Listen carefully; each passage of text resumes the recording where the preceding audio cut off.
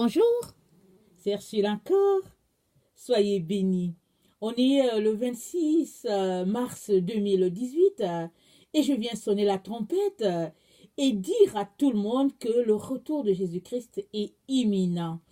Alors, depuis ma dernière vidéo, le Seigneur m'a dit, je ne veux plus que tu dises aux gens que le retour de Jésus-Christ est bientôt. Il m'a dit, j'aimerais que tu dises que le retour de Jésus-Christ est imminent. Parce que quand tu dis que c'est bientôt, les gens peuvent penser que, bon, ça peut être dans 5 ans, 10 ans, 20 ans, alors ils prennent leur temps. Mais si tu leur dis que c'est imminent, alors ils savent que ça peut venir à n'importe quel moment. Et moi, l'Éternel, j'aimerais que mes enfants puissent s'apprêter pour ce grand jour et j'aimerais vraiment que ce soit, chacun puisse attendre ce retour-là à chaque jour. Donc, donc voilà, alors je vous dis que le retour du Seigneur Jésus-Christ est imminent. Alors apprêtons-nous de peur d'être surpris désagréablement. Alors donc voilà, aujourd'hui je viens parler de ta fin se trouve au commencement. Alors donc c'est en tout cas un titre assez spécial. C'est que très souvent en tant qu'humain, on cherche tous euh, la finalité de notre vie. Tout le monde, quand il commence à aller à l'école, il s'arrête et puis il aimerait être ceci, il aimerait être cela. Et puis bon, quand on a étudié, qu'on a des diplômes, qu'on travaille, on essaye de penser à ce qu'on aimerait que notre vie soit plus tard. Et puis pour certaines personnes, ils rêvent à leur retraite, à une retraite heureuse. Ça se passe toujours, pas toujours, ça se passe beaucoup, beaucoup en Occident. Les gens travaillent, mais ils travaillent pour le jour où ils vont pouvoir profiter de ce temps de retraite-là, où ils vont se reposer, ils vont voyager et ils vont faire toutes ces choses-là qu'ils n'ont jamais fait ou bien qu'ils n'ont pas pu faire parce qu'ils étaient pris par le travail. Alors, il y a donc cette mentalité-là, en tout cas, c'est quelque chose de prisé, la retraite, et puis on anticipe ça avec beaucoup de salive dans la bouche parce qu'on se dit que waouh, ça sera des moments extraordinaires, on va aller dans les pays du Sud, on va faire ceci, on va faire cela, et puis bon, quand on a un peu le temps, on va s'amuser avec nos petits-enfants et tout ça. Donc voilà un peu comment ça se passe. Et ça, ce n'est pas juste dans le cadre du travail que ça se passe, mais ça se passe partout dans le cœur de l'être humain. Malheureusement, les humains mettent beaucoup plus d'emphase sur le côté voyage, le côté luxe que leur propre âme. Jésus a dit, à quoi sert-il à l'homme de gagner le monde entier s'il perdait son âme? Alors pour notre Dieu, le plus important, ce n'est pas tant les voyages, toutes ces choses qu'on aime avoir et puis qui nous rendent la vie facile. Mais ce qui est important pour notre Seigneur Jésus-Christ, c'est euh, la vie que nous accordons à notre âme. Alors toi qui m'écoutes, est-ce que ton âme est en sécurité? Est-ce que ton âme est une âme qui est remplie de vie, la vie de Jésus-Christ, ou bien est-ce que ton âme est tout simplement remplie des bienfaits de ce monde? Alors, regardez, dans la vie, donc, quand on veut quelque chose, on étudie pour ça. Alors, un ingénieur, euh, quelqu'un, exemple, quelqu'un qui veut un salaire, je ne sais pas, exemple de 80 000 ou bien de 100 000 dollars par année, très souvent, bon, il va peut-être chercher, il va cibler certains domaines et il va se dire, bon, si je suis ingénieur en bâtiment, ça va me rapporter ceci, exemple. Alors, il travaille toute sa vie pour arriver à cet endroit-là.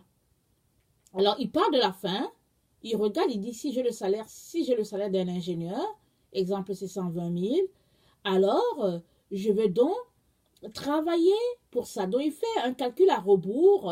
Alors, il va à l'école et il essaye d'entrer dans les grandes écoles, les écoles polytechniques, de manière à avoir ce salaire-là. On sait si bien le faire dans le monde séculier. Mais on dirait qu'on est perdu en ce qui concerne la parole de Dieu. Alors, ta fin se trouve au commencement. Ça veut tout simplement dire, si tu veux avoir une éternité heureuse, alors il est important que tu ailles au début. Alors, c'est quoi le début? D'abord, allons-y vers la fin. C'est quoi l'éternité heureuse? L'éternité heureuse, c'est de passer ta vie dans la présence de Dieu, là où il n'y a plus de mort, là où il n'y a plus de pleurs, là où il n'y a plus d'alarmes. Tout est beau dans le meilleur des mondes. Alors, si tu veux faire cela, le Seigneur Jésus-Christ dit, il faut retourner au début. Alors, le début, c'est quoi? C'est, je vais lire dans Jean 1, c'est dit, au commencement était la parole, et la parole était avec Dieu, et la parole était Dieu. Elle était au commencement avec Dieu, toutes choses ont été faites par elle, et rien de ce qui a été fait n'a été fait sans elle. Et en elle était la vie, et la vie était la lumière des hommes.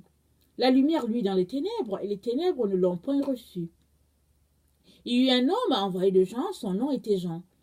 Il vint pour servir de témoin, pour rendre témoignage à la lumière, afin que tous crussent par lui.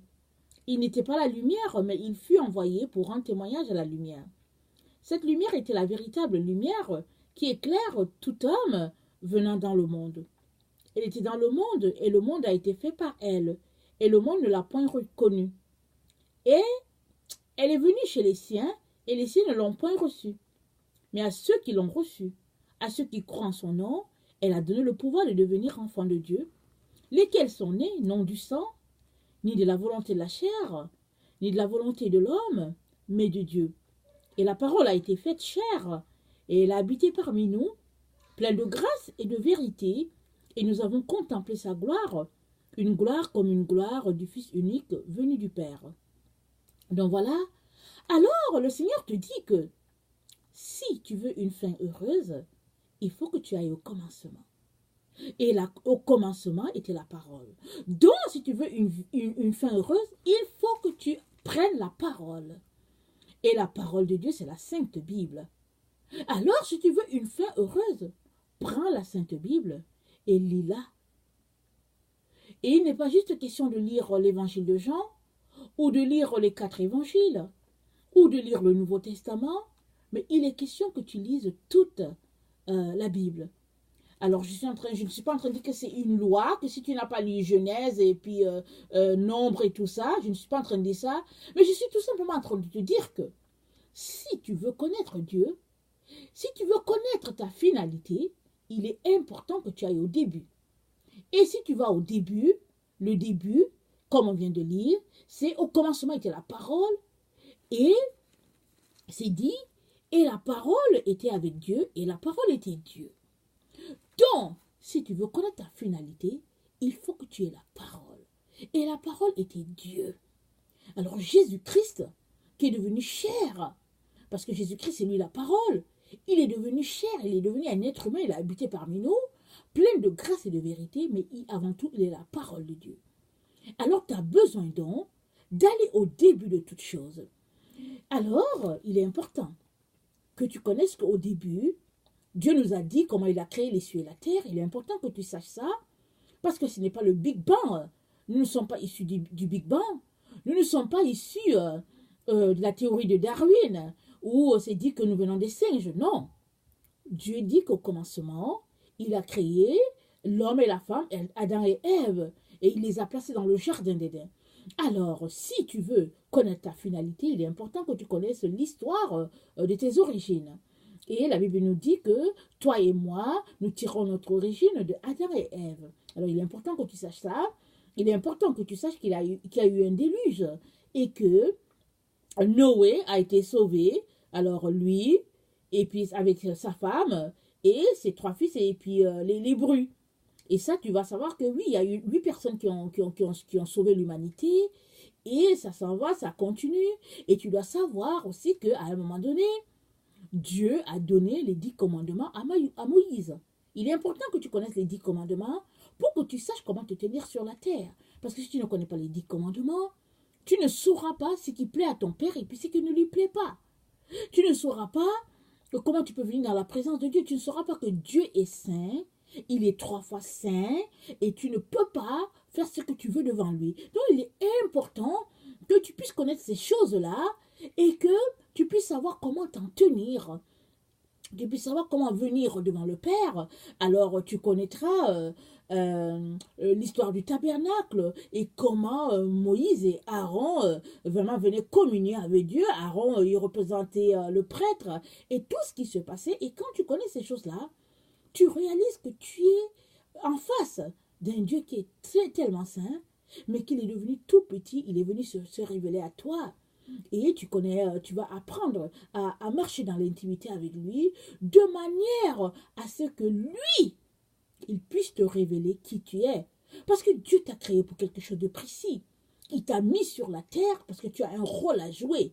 Nous sommes tous des pièces de puzzle dans le grand chef-d'œuvre de Dieu. Alors, toi, si tu connais ta partie, tu vas bien la jouer. Si moi, je connais ma partie, je vais bien la jouer. Nous sommes toute une symphonie. Alors, chacun doit jouer sa partie. Mais, si tu ne te connais pas, tu ne pourras pas jouer ta partie. Alors, suppose que ta partie s'emboîte dans la mienne. Ou bien, suppose que ta partie, elle est vraiment à l'extrême de là où je peux me trouver. Alors, si tu ne sais pas, qu'est-ce que tu dois jouer? Comment tu vas pouvoir jouer ton instrument? Comment tu vas savoir que le puzzle se met exactement à cet endroit? Tu ne sauras pas. Alors, c'est pourquoi le Seigneur vient te dire que ta fin, se trouve au commencement. Si tu veux savoir qui tu es, il est très important que tu ailles au début. Et le début, c'est la parole de Dieu. Et aujourd'hui, écoutez, on est un peu une génération de paresseux. On prend les facilités. Oui, la culture nous a éduqués, de telle sorte que si tu veux connaître Dieu, on te dit va à l'église. Alors on va dans les différentes dénominations. Et puis évidemment, quand bien même dans l'église où tu vas, la vérité est prêchée, le pasteur ne te donne qu'une partie de la vérité. Il te donne la nourriture que Dieu lui a donnée, peut-être pendant un maximum de 40 minutes, et ce, une fois par dimanche. Et on a 52 semaines. 52 semaines, ce n'est pas suffisant. Tu as besoin toi-même de venir devant Dieu à chaque jour pour qu'il te donne la nourriture convenable, la nourriture dont tu as besoin. Alors, on a pris l'habitude de manger les 3 repas. Pour ceux qui mangent 3 repas, il y a certaines personnes qui mangent 2. Alors, on prend le repas au petit déjeuner, on prend au déjeuner et puis on prend au dîner. Alors, si tu as pris l'habitude de prendre 3 repas, il est aussi important que tu saisisses que c'est important pour toi d'avoir aussi 3 repas spirituels. Ou bien tu peux avoir un gros repas spirituel. Mais si tu ne viens jamais devant Dieu et que tu t'attends seulement à ce que quelqu'un d'autre lise la Bible et qu'il te la communique, tu ne sauras pas forcément ce que Dieu veut de toi. Oui, c'est normal qu'on puisse écouter le pasteur, écouter les exhortations par-ci, par-là. Moi j'en écoute sur Internet. Parfois, je retourne dans les enseignements que moi-même j'ai apportés, puisque la plupart des enseignements, c'est Dieu qui me les a donnés. Je m'en vais réécouter les messages que le Seigneur a donnés à ses enfants, dont moi aussi. Alors, je réécoute et puis j'essaie d'ajuster ma vie. Alors, mais si toi, tu ne te nourris pas, tu ne sauras pas qui tu es. Il est important que tu puisses savoir exactement qui tu es afin que tu puisses jouer parfaitement ta part. Alors, c'est ça. Et puis, l'autre élément que j'aimerais qu'on lise se trouve dans Job. Alors, c'est dans Job 39. Ça dit ceci au verset 34. L'Éternel s'adressa à Job et dit, « Celui qui dispute contre le Tout-Puissant est-il convaincu? Celui qui conteste avec Dieu a-t-il une réplique à faire? » Job répondit à l'Éternel et dit, « Voici, je suis trop peu de choses, que te répliquerai-je? Je mets la main sur ma bouche, j'ai parlé une fois, je ne répondrai plus, 2 fois, je n'ajouterai rien. » Vous voyez, Job est quelqu'un de très sage. Nous vivons dans une génération, dans une époque où on conteste tout. Regardez un peu si vous avez des enfants ou si vous avez des petits-enfants, vous allez voir que les enfants sont éduqués à contester ce qu'on leur dit. Si tu dis A, l'enfant va te dire B, C, D. Il va tout faire pour rejeter ce que tu dis. Et ça, on leur apprend ça à l'école et puis ils excellent dedans. À un moment donné, ils s'entraînent là-dedans et ils excellent dedans. Mais, qu'est-ce que l'Éternel dit à Job? Il dit à Job, celui qui dispute contre le Tout-Puissant est-il convaincu? Celui qui conteste avec Dieu a-t-il une réplique à faire? Et malheureusement, on conteste tellement que même avec Dieu, on conteste. Dieu dit quelque chose dans sa parole. L'attitude qu'on devrait avoir, toi et moi, c'est de venir pour dire, Seigneur, je ne comprends pas ce que tu dis. Est-ce que tu veux m'enseigner? Est-ce que tu veux enlever les écailles de mes yeux afin que je puisse comprendre? Mais là, on commence à contester. On dit, ben là, mais il ne faut pas exagérer, mais il ne faut pas faire ceci, mais il ne faut pas faire cela. Mais au fait, la Bible, c'est la parole de Dieu. C'est la parole révélée. C'est Dieu lui-même qui s'est révélé à l'humanité. Si Dieu ne se révélait pas à nous, on n'allait jamais savoir qui il est. Alors Dieu s'est révélé à nous à travers sa parole. La sagesse veut que on aille à lui pour lui dire, Seigneur, est-ce que tu veux m'enseigner? Alors Job qui est sage, il dit, je suis trop peu de choses, que te répliquerai-je? J'ai parlé une fois, je ne répondrai plus. 2 fois, je n'ajouterai rien. Il est très important que toi et moi apprenions à ne pas ajouter à ce que Dieu dit. Si on ne comprend pas quelque chose, allons chercher l'explication dans la prière devant Dieu. Si on voit qu'il y a quelqu'un qui est à côté, qu'on connaît, que la personne peut nous enseigner, allons-y voir la personne. Et l'Esprit de Dieu étant ce qu'il est, l'Esprit de Dieu va nous dire exactement si ce qu'on entend c'est vrai ou pas. Que de nous mettre à contester, parce que quand on conteste, on ouvre la porte à l'ennemi et l'ennemi entre et puis finalement on augmente la quantité de notre voile. On n'arrive plus à voir et puis finalement on est bouché et puis on n'entend pas le message de Dieu. Alors Dieu cherche à nous communiquer ses grâces à travers sa parole, c'est pourquoi il nous exhorte à aller le lire. Et j'aimerais aussi qu'on lise Proverbe 1, ça dit ceci, excusez.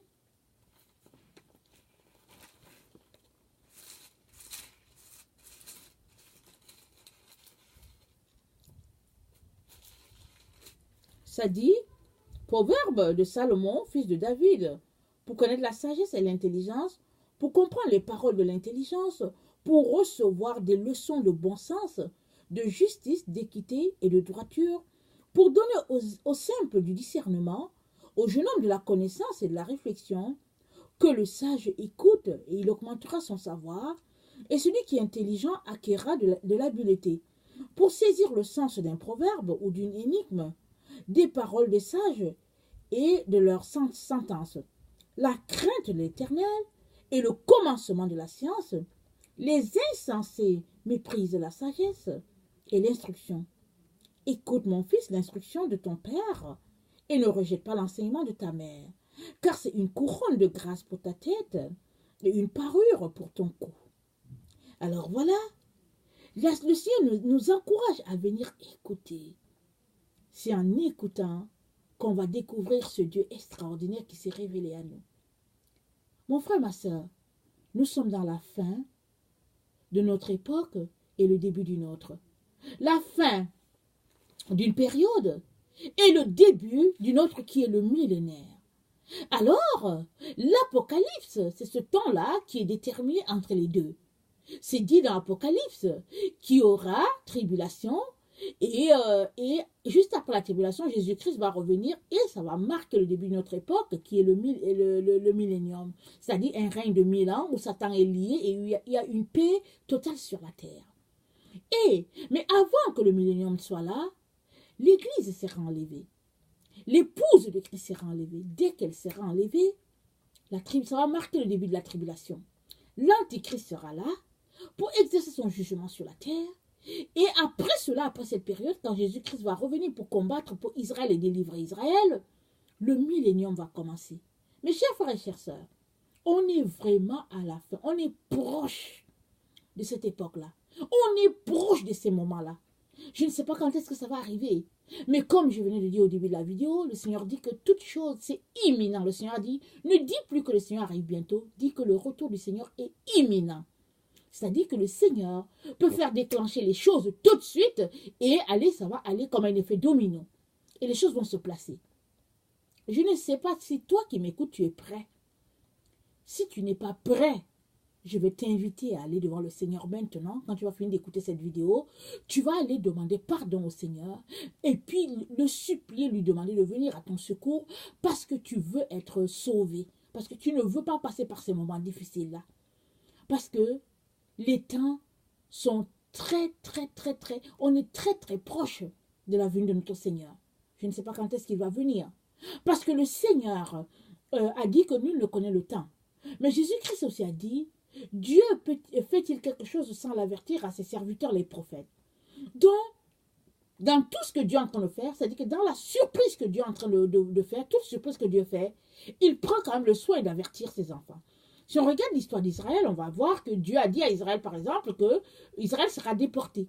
Dieu l'a dit, dont les Juifs, ils savaient que ça allait arriver. À un moment donné, c'est arrivé.